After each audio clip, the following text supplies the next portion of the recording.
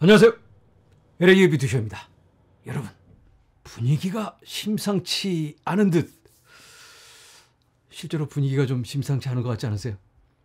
그런데 가격은 잘 모르겠고 뭔가 막 진행되고 있는 듯한 그런 상황이 포착되고 있습니다. 자, 오늘 여러분들 깜짝 놀랄 만한 소식들이 기다리고 있습니다. 준비하시고 출발합니다.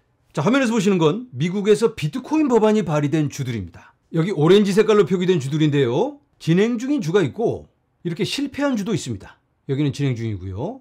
현재 비트코인 관련해서는 123개의 법안이 발의되었습니다. 36개의 주에서. 그런데 이게 다 비트코인 전략적 준비 자산에 관련된 법안은 아닙니다. 채굴 관련, 소유 관련, 비트코인 사업이라든지 이런 포괄적인 법안들이고 전략적 준비 자산은 46개입니다. 26개의 주에서 발의가 됐고요. 그 중에서 6주가 실패. 그래서 남아있는 주는 20개의 주입니다. 39개의 관련 법안이 진행 중인데 진행만 되고 결과가 없습니다. 열매가 맺어지고 있지 않은데 처음에는 여기서 발의했다 저기서 발의했다 하면서 우리가 흥분하기 시작했는데 하나씩 둘씩 이렇게 시들시들해져 가는 모습을 확인하면서 약간은 힘이 빠지는 듯한 모습이었죠. 자, 그런데 오늘 애리조나주에서 두 번째 비트코인 예비 법안 통과. 여러 단계를 거쳐가면서 통과하게 되는데 통과해서 최종 투표까지 통과했습니다. 오늘 37대 19로 마무리가 되었습니다. 두 예비 법안 모두 홉수 주지사 서명을 위해 제출되었습니다. 이제는 주지사의 서명만을 기다리고 있다. 그러니까 이거 된다 안 된다 논쟁하면서 네가 맞다 내가 맞다 이거 다 끝난 겁니다. 통과됐습니다. 이제 거의 마무리가 된 거예요. 주지사가 이제 서명만 착 하면 게임 끝. 게임 오버인데 그런데 주지사의 서명은 어떻게 될까? 그게 그렇게 간단한 것만 아닙니다. 왜냐하면 이 주지사가 민주당 주지사고요. 아직까지 코인 관련 법안에 대해서 거부권을 행사한 이력이 있습니다. 이거 그러면 암울한 걸까요? 그런데 아직까지 코인 관련 법안에 대해서 언제나 거부권을 행사한 건 아니고 두 개의 법안이 있었는데 하나는 서명을 했고요. 다른 법안에는 거부권을 행사했습니다. 자, 그렇다면 어떤 법안에 서명을 했고 어떤 법안에 거부권을 행사했는지 그걸 안다면 우리가 어느 정도 기대치를 가질 수 있겠죠. 자, 그 두 법안에 대해서 살펴봅니다. HB 2906 규제 샌드박스를 암호화폐 기업까지 확대하는 내용입니다. 규제 샌드박스란 되고 말고를 결정하기 전에 일단 자유롭게 한번 시험을 해보는 규제를 좀 느슨하게 해주는 그런 법안입니다. 그런데 여기에는 거부권을 행사했습니다. 자, 또 다른 법안 HB 2342 비트코인 채굴을 규제 차별, 비트코인 채굴하는 기업에 대해서 불이익을 주는 그런 의도적인 공격이 참 많았는데 거기에 대해서 보호를 해준다. 여기에 대해서 찬성을 하고 서명을 했습니다. 자, 그렇다면 이 주지사의 성향은 어떠할까? 코인에 대한 이 사람의 견해는 이걸 우리가 아직은 모릅니다. 자, 여러분, 이 주지사가 비트코인 전략적 준비자산 이 법안에 서명을 할까요? 어떻게 생각하시나요? 확률적으로 보면 조금 어렵지 않을까. 이 사람의 성향상 아직까지는 계속해서 공화당이 추진하고 있는 법안에 대해서는 반대하는 입장을 보여왔고 이번에도 공화당 주도이기 때문에 어떻게 될지 이걸 서명을 해야 되는데 자, 5월 3일까지는 법적으로 서명을 하든지 뭔가 결정을 해야 합니다. 얼마 남지 않았죠. 5월 3일까지라고 해서 이제 그날 하는 게 아니고 그 전에 언제든지 할 수 있습니다. 만약에 서명을 한다면 이거 어마어마한 일입니다. 많은 주들이 지금 눈치 싸움을 하면서 쳐다보고 있거든요. 우리가 먼저 시작하기에는 약간 부담스럽고 나중에 또 역사적인 그런 웃음거리가 될 수 있으니까 만약에 잘못되기라도 하면 잘 모르니까. 그런데 다른 주가 하면 남들 하니까 쫓아가는 형식으로 하면 좀 부담이 덜하죠. 그래서 이번에 애리조나가 테이프를 끊고 나간다면 큰 흐름을 주도할 수 있다. 만약에 안 된다면 그 다음은 텍사스가 기다리고 있습니다. 텍사스는 확률이 매우 높습니다. 공화당 주기도 하고요. 주지사도 공화당 주지사입니다. 그래도 애리조나 먼저 가자. 자자자 쭉 빨리빨리 사인하고 가기를 간절히 바라봅니다. 자, 이제는 오늘의 비트코인 현물 ETF 블랙록이 9억 7천만 달러. 그런데 오늘 다른 친구들이 유출이 굉장히 많아요. 제가 영상 촬영을 시작할 때만 해도 블랙록이 집계가 안 됐었거든요. 그때는 4억 달러 유출이었습니다. 그래서 이거 끊기나 보다 했는데 블랙록이 이렇게 딱 9억 달러 유입으로 이렇게 나이스 카바 이 흐름을 끌고 갑니다. 자, 여러분, 블랙록의 움직임이 심상치 않죠? 다른 기관들은 뭐 유출도 하고 뭐 들어왔다 나갔다 왔다 갔다 하고 있는데 블랙록은 일관되게 쭉 이 흐름을 주도하고 있습니다. 화면에서 보시는 여성은 블랙록의 CIO입니다. CEO는 내리 핑크고 CIO는 최고 투자 책임자. 이 사람도 굉장히 영향력 있는 사람인데 이 사람이 인터뷰에서 이런 얘기를 해요. 지금 기관들이 비트코인에 집중하고 있다. 리테일, 개인 투자자들은 우왕좌왕. 우리 같은 사람들은 뭐 어쩔 줄을 몰라서 이거 시즌 종료 아닌가? 끝난 거 아닌가? ETF, 이따 게 무슨 소용이야? 이러고 있는데 기관들, 국부펀드, 기업들, 뭐 나라들까지 다 우르르 비트코인에 관심을 갖고 쳐다보고 만나고 있다. 이런 얘기를 하고 있습니다. 실무를 담당하고 끌고 가고 있는 인물들의 이런 이야기를 우리가 조금 귀를 기울여서 들어봐야 되지 않을까. 자, 그런데 또 이런 얘기를 해요. 사회자가 그러면 이더리움 ETF에 대해서는 뭐 어떤 의견이 있냐? 그랬더니 이 기관 투자자들이 비트코인에만 관심을 집중하고 있고 다른 암호화폐, 그러니까 이더리움 같은 경우는 아주 먼 2차적인 관심이다. 너무 격차가 크다. 이런 이야기를 합니다. 블랙록의 CIO가 이더리움 투자자들의 힘을 쭉 빼놓고 있는데 자, 오늘의 ETF 어떠한지 이더리움 상황 한번 살펴봅니다. 오늘 6,400만 달러 유입이에요. 어제도 그제도 계속 유입. 이더리움 잘하고 있네. 블랙록에서 6,700만 달러 유입을 시켰는데 뭐 이 정도면 관심 많은 것 같은데 아까는 왜 그렇게 얘기했나? 그런데 비트코인에 비교했을 때는 이 규모가 턱없이 낮습니다. 뭐 이더리움 ETF에 대해서는 별 관심이 없다는 걸 이제는 우리가 너무 잘 알고 있죠. 왜? 스테이킹이 없으니까.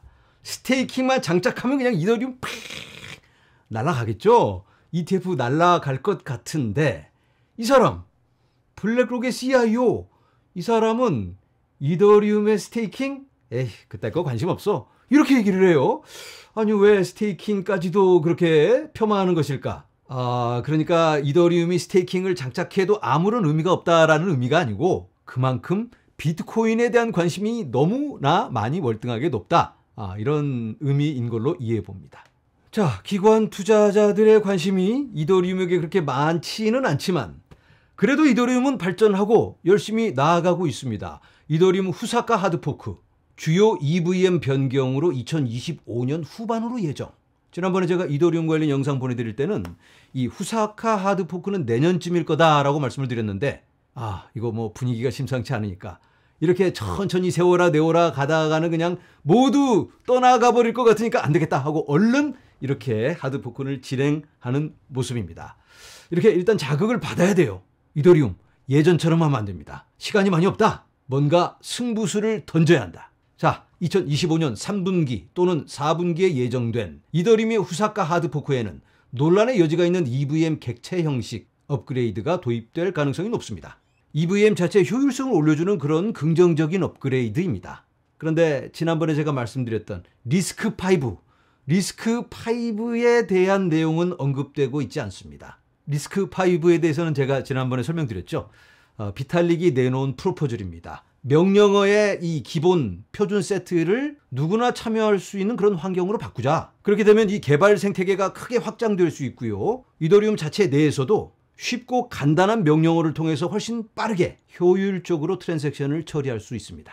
자, 이더리움에게 여러 과제가 주어지고 있습니다.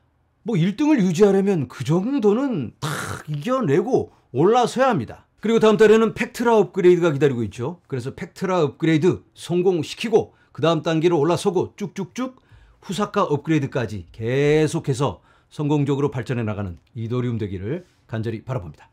자, 여러분 화면에 보이는 이 로고가 어느 회사의 로고죠? 여러분들 주머니에 있는 지갑에 있는 크레딧카드 회사 마스터카드의 로고입니다. 오늘 마스터카드가 이런 내용을 발표합니다. 마스터카드 지갑부터 결제까지 스테이블 코인 거래를 지원하는 엔드-투-엔드 기능 공개. 처음부터 끝까지 쭉 연결해서 지원하는 그런 기능을 제공한다. 스테이블 코인 거래를 지원한다. 이런 내용인데요. 아니 마스터카드가 크레딧카드 결제만 하면 되는 거지 왜 갑자기 코인에 손을 대는 걸까? 마스터카드가 카드 결제 플랫폼이죠. 고객들이 카드 꺼내서 긁으면 여기저기 중간 업자들을 거친 다음에 마지막 그 상점 주인들한테 돈이 가기까지 그 과정을 처리하는 네트워크입니다. 그런데 중간에 뜯어먹는 친구들이 워낙 많다 보니까 이 업자들이 너무 힘들어요. 다 뜯기고 남은 건 아무것도 없습니다. 이 크레딧 카드를 발행한 은행이 있겠고, 그리고 상점 주인의 은행이 있죠. 이 은행과 은행을 연결하는 중간 라인이 있습니다. 여러 네트워크가 있고, 그리고 이 은행에서 이 은행으로 돈을 옮기는 과정에서도 다른 은행이 중간에서 그 유동성을 제공하면서 처리를 해줍니다. 그래서 돈이 이렇게 상점 주인 은행 계좌로 들어가면 상점 주인이 다 이 수수료 뜯기고 얼마 안 되는 돈을 가져가게 됩니다. 수수료가 뭐 대략 뭐 2%에서 4%, 5%까지 가기도 합니다. 무슨 적립 포인트라든가 캐시백, 마일리지 이런 건 상점 주인이 다 내는 거거든요. 이게 바로 기존 금융의 현주소입니다.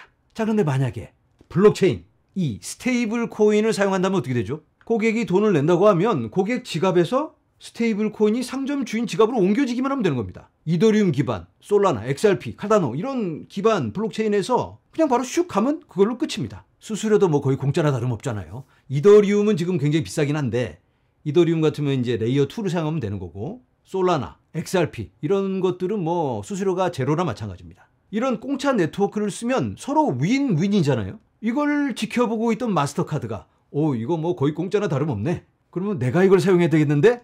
그리고 이 마스터카드가 그러니까 삐끼입니다. 삐끼. 고객을 물어와서 이 공짜 네트워크를 사용하게 해준 다음 수수료를 지네가 받는 겁니다. 이 친구들이 먼저 고객을 확보하고 있으니까 뭐 어쩔 수 없죠. 이 마스터카드의 고객들은 스테이블 코인을 사용하겠다. 그러면 이 마스터카드가 중간 업자가 되는 겁니다. OKX하고 파트너십을 맺었습니다. 그러면 OKX 고객들이 상점에 가서 스테이블 코인으로 내겠다. 그러면 OKX 계좌에서 스테이블 코인이 자동으로 빠져나가서 이 마스터카드가 지정해 놓은 지갑으로 들어가면 됩니다. 그럼 마스터카드가 알아서 이 상점 주인하고는 결산하면 되는 거니까. 그러면 상점 주인들은 코인이 뭔지 스테이블 코인인지 몰라도 아무 상관이 없습니다. 자, 이렇게 기존 금융과 블록체인 생태계가 연결되는 모습을 우리가 확인해 볼 수 있죠. 역시 코인은 현실이다. 이런 모습이 앞으로는 더 활발하게 더 가속화되지 않을까, 이런 예상을 해볼 수 있습니다. 자, 여러분, 스테이블 코인은 이제는 우리 생활에 너무 가까이 다가왔죠. 미국 정부도 스테이블 코인 법안을 한두 달 안에는 통과시킬 걸로 보입니다. 자, 이 스테이블 코인, 아무리 이 스테이블 코인을 이리저리 봐도 기존 금융과 비교해보면 너무나 월등하게 좋은 그런 시스템입니다. 이제는 거부할 수 없는 현실이 되고 있습니다. 이 스테이블 코인이 어떤 기술의 가장 좋은 예라고 말씀을 드렸죠, 제가. 뭐의 대표다? 바로 RWA. RWA는 실물 자산의 토큰화. 어떤 실물 자산이죠? 달러. 달러를 토큰화 시킨 게 바로 스테이블 코인입니다. 스테이블 코인은 RWA. 레리 핑크, 블랙 핑크, 블랙 록의 레리 핑크. 이 사람이 툭 하면 나와서 RWA가 어쩌고저쩌고 모든 자산은 토큰화 된다, 이딴 소리를 하잖아요. 어쩌면 그 사람의 말이 맞을 수도 있어요. 체인링크가 오늘 이렇게 얘기합니다. 스테이블 코인은 엔드게임이 아니다. 어쩌면 빙산의 일각이다. 빙산의 일각. 사람들이 지금은 스테이블 코인만 보고 있죠. 왜? 일단 쉬우니까. 달러랑 똑같은 거니까 쉽죠.